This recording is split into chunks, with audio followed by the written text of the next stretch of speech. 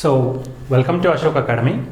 So మనం నిన్న spoken English class 7th డేలో కెన్ యొక్క యూసేజ్ ఎలా వాడాలి అనేది ఈ స్పోకెన్ ఇంగ్లీష్లో కెన్ కుడ్ అనేది చాలా ఇంపార్టెంట్. సో నిన్న మనం చూసాం ఏంటిది, కెన్ అనేది ఎబిలిటీని తెలుపుతుంది అని చెప్పుకున్నాం, అలాగే మల్టిపుల్ యూసేజ్ కూడా ఉంటుందని చెప్పుకున్నాం. ఈరోజు స్పెసిఫిక్గా వచ్చేసరికి కుడ్ యొక్క యూసేజ్ అనమాట.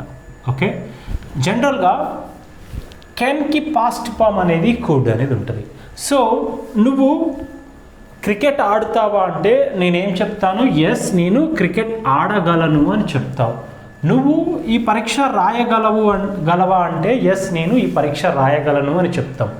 ఇట్లా ఏదైతే ఇప్పుడు మన ఎబిలిటీని తెలుపుతామో దానికి కెన్ వాడాలి. ఒకవేళ అవి మనం సాధిస్తే, మన ఎబిలిటీతో కనుక అవి మనం సాధిస్తే, ఎస్ ఐ కుడ్ ప్లే నేను ఆడగలిగాను, ఎస్ ఐ కుడ్ రైట్ నేను రాయగలిగాను, ఎస్ ఐ కుడ్ టీచ్ నేను చెప్పగలిగాను అని ఈ రకంగా మనము దీనికి కెన్కి ఇప్పుడు చెప్పే సామర్థ్యం కుడ్కి మనము చేసినటువంటి సామర్థ్యం చెప్పాలి. అదేవిధంగా కెన్ కూడా రిక్వెస్ట్ చేయడానికి, కెన్ కూడా taking and giving permission. Okay, could you please take your seat, okay, could I go, ఈ రకంగా వాడడానికి కూడా అవకాశం ఉంటుంది.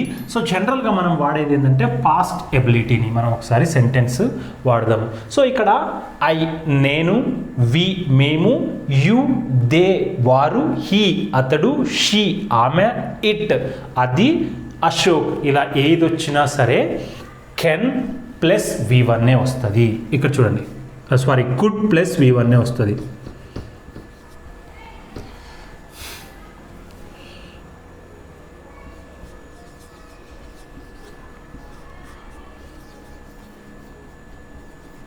ఇక్కడ ఒకసారి చూసారా, ఇక్కడ I could teach English, we could teach English, you could teach English, they could teach English, he could teach English, she could teach English. So verb అనేది V1లోనే ఉంటుంది అనమాట. ఓకే, ఇక్కడ ఏంటి మనం గమనించాల్సింది అంటే దీని అర్థం ఏంటి, కుడ్ అంటే గలిగాను,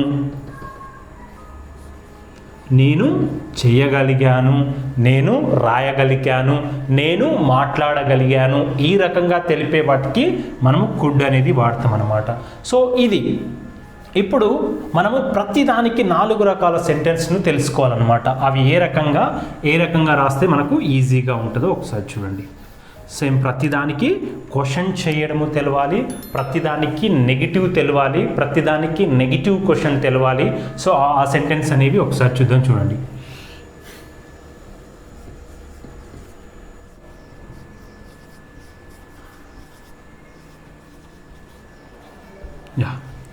ఇక్కడ గమనించండి ఈ సెంటెన్స్.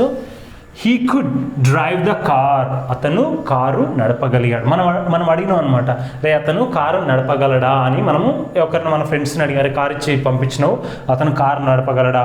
1 day తర్వాత అతను వచ్చాడు, అప్పుడు మళ్ళీ మన ఫ్రెండ్స్కి ఏం రిప్లై ఇస్తాం, ఎస్ హీ కుడ్, గలిగాడు, చేయగలిగాడు, మాట్లాడగలిగాడు, రాయగలిగాడు, పోరాడగలిగాడు. అంటే he could drive the car, అతను కారు నడపగలిగాడు. Could he drive the car, అతను కారు నడపగలిగాడా క్వశ్చన్ చేస్తున్నాం ఇక్కడ. కారు నడపగలిగాడా,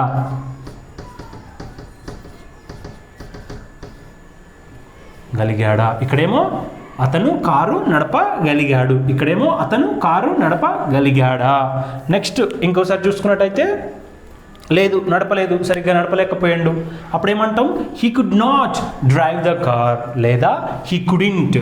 సింపుల్ ఫామ్ అన్నా వాడచ్చు, ఫుల్ ఫ్లెడ్జ్డ్ అన్నా వాడచ్చు, రెండుగా. మోస్ట్ ప్రిఫరెన్స్ దీనికి ఇవ్వాలండి, కాంట్రాక్టెడ్ ఫామ్కి ఇవ్వాల్సి ఉంటుంది. హీ కుడ్ నాట్ లేదా he couldn't drive the car, అతను కారు నడపలేకపోయాడు. ఎలాంటి సందర్భాల్లో వాడతాము, ఇప్పుడు ఆర్టీఏ ఉంది, ఆర్టీఏ దగ్గర మనము కార్ టెస్ట్కి వెళ్తున్నాం అనమాట. కార్ టెస్ట్కి వెళ్ళేటప్పుడు మనము కార్ డ్రైవింగ్ చేస్తేనే అక్కడ పాస్ చేస్తారు. అతను పాస్ కాలేదు. అక్కడ ఎవరో మీ ఫ్రెండ్స్ ఎవరన్నా తెలిసిన వాళ్ళు ఉంటారు, ఒకరిని రికమెండ్ చేస్తారు, అరే ఏంట్రా మా వాడు వస్తే కార్ డ్రైవింగ్ ఫెయిల్ చేశారంట. అలాంటి సందర్భాల్లో నువ్వేమని రిప్లై ఇస్తామంటే అతను కార్ నడపలేకపోయాడురా, అందుకే అతన్ని ఫెయిల్ చేయాల్సి వచ్చింది. సో మినిమం కూడా నడపలేకపోతే ఎట్లా చేస్తాం? అప్పుడు ఏం వాడతాము? He could not drive the car. అతను కారు నడపలేకపోయాడు అని చెప్తున్నాను అనమాట. Next one, couldn't he drive the car?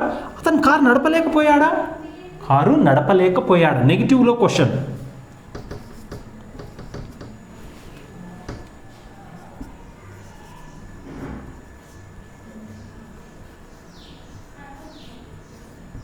అతను కారు నడపలేకపోయాడా అంటే ఇట్లా నెగిటివ్లో. అతను కారు నడపలేదు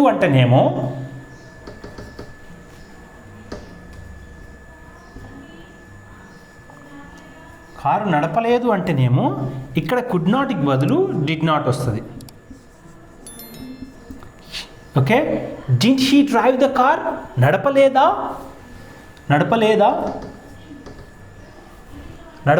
ఇక్కడేమో నడపలేకపోయాడా. సో ఈ రకంగా ప్రతి దానికి ప్రతి సబ్జెక్ట్తో ప్రతి ఒక్క వర్బ్ తీసుకొని మీరు ఓన్గా సెంటెన్స్ కనుక తయారు చేసినట్టయితే ఎక్కడైనా సరే కుడ్ తోటి ఒక సెంటెన్స్ ఫ్రేమ్ చేయడం కానీ, కుడ్తో ఎక్కడన్నా మీకు ఒక సెంటెన్స్ కనిపించినా కానీ ఈజీగా చదివేస్తారు, ఈజీగా రాస్తారు, ఈజీగా చేయడానికి ఆస్కారం ఉంటుందండి. సో అందుకనే నేను చెప్పేది ఏంటంటే ఇక్కడ ఈ క్లాస్ కెన్ తోటి కుడ్ తోటి ఎప్పుడైతే క్లాస్ వింటారో ఇక్కడ ఒక సబ్జెక్ట్ తోటి సెంటెన్స్ 4 రకాల సెంటెన్స్ని ఎలా ఫ్రేమ్ చేయాలో తెలుపుకుంటాం. సో అలా 4 రకాల సెంటెన్స్ని మీరు డిఫరెంట్ సబ్జెక్ట్స్ ఒకసారి ఐ తీసుకొని, తర్వాత వి తీసుకొని, తర్వాత యూ తీసుకొని, తర్వాత దే తీసుకొని, తర్వాత హీ, తర్వాత షీ, తర్వాత ఇట్, తర్వాత అశోక్, ఎనీ నేమ్ తీసుకొని ఇక్కడ ఉన్నటువంటి వర్బ్స్ ఏవైతే ఉన్నాయో play, right, teach, talk, drive, manage, do, swim, handle, ఇట్లా ఎన్ నెంబర్ ఆఫ్ వర్బ్స్ని మీరు ఇంకా ఇంక్రీజ్ చేసుకుంటూ ఉంటే ఈ వర్బ్స్ కనుక మీకు ఎన్ని వస్తే అంత ఎక్కువగా ఇంగ్లీష్ వస్తుంది అనమాట. వీటి యొక్క యూసేజ్ అనేది ఒక 1 మంత్కే మీకు ఐడియా వచ్చేస్తుంది. కానీ అక్కడ ఉన్నటువంటి వర్బ్స్ అనేవి ఎక్కువగా నేర్చుకుంటే మీకు ఇంగ్లీష్ ఎక్కువగా వస్తుంది అనమాట. సో ఇప్పుడు సింపుల్గా చెప్పండి, నేను కెన్ ఎలా వాడతాము? ఐ క్యాన్ లేదా he can drive the car. He can drive the car అంటే ఏంటిది? అతను కారు నడపగలడు. లేదు he could drive the car అంటే అతను కారు నడపగలిగాడు, అంటే జరిగిపోయినటువంటి సామర్థ్యాన్ని తెలుపుతున్నాము. కెన్ వాడితేనేమో ప్రస్తుత సామర్థ్యాన్ని తెలుపుతున్నాం అన్నమాట. Could he drive the car? అతను కారు నడపగలిగాడా? లేదా can he drive the car అంటే అతను కారు నడపగలడా? ఈ రకంగా కెన్కి కుడ్కి ఉన్నటువంటి తేడా. ఎప్పుడైతే ఒక సిచ్యువేషన్ని కంప్లీట్ చేసుకుంటారో సిచ్యువేషన్ని మీద వీలైనటువంటి క్వశ్చన్స్ వేసుకోవాలి అనమాట. ఎలాగా? సో ఒక సిచ్యువేషన్ మనకు వచ్చేసిన వెంటనే దాని మీద మనము క్వశ్చన్స్ ఫ్రేమ్ చేసుకోవాలి. ఏంటి ఆ క్వశ్చన్స్? WH వర్డ్స్ అన్నమాట. What, where, how, when. So ఇలాగా అంటే వాట్ కెన్ ఐ డూ? నేనేం చేయగలను. What could I do? నేనేం చేయగలిగాను. Where can I go? నేను ఎక్కడికి వెళ్ళగలను. లేదా హౌ కెన్ ఐ గో? నేను ఎలా వెళ్ళగలను. When can I go? నేను ఎప్పుడు పోగలను. ఇట్లా సిచ్యువేషన్ ఇచ్చిన ప్రతిసారి what, where, how, when, okay, next how long, what about, whom, whose, ఇట్లా క్వశ్చన్స్ వేసుకోవాలి. ఇట్లా క్వశ్చన్స్ వేసుకుంటే ఏమైందంటే ఎదుటి వాళ్ళని క్వశ్చన్ అడగడానికి ఈజీగా ఉంటుంది. ఎన్ని ఎక్కువ క్వశ్చన్స్ వస్తే అంత బాగా ఇంగ్లీష్ అనేది వస్తుంది అనమాట. సో ఓకే ఫ్రెండ్స్, ఇది 7th డేలో పార్ట్ 2 అండి. సో నెక్స్ట్ 8th డే అనేది నెక్స్ట్ క్లాస్లో చెప్పుకుందాం. ఓకే, ఆల్ ద బెస్ట్ అండి. అశోక్ అకాడమీని సబ్స్క్రైబ్ చేయడం మర్చిపోకండి. మీ ఫ్రెండ్స్ అండ్ ఫ్యామిలీ మెంబర్స్ ఎవరైనా సరే ఇంగ్లీష్ నేర్చుకోవాలంటే తప్పకుండా అశోక్ అకాడమీని సబ్స్క్రైబ్ చేసుకోమని చెప్పండి. ఓకే అండి, ఆల్ ద బెస్ట్.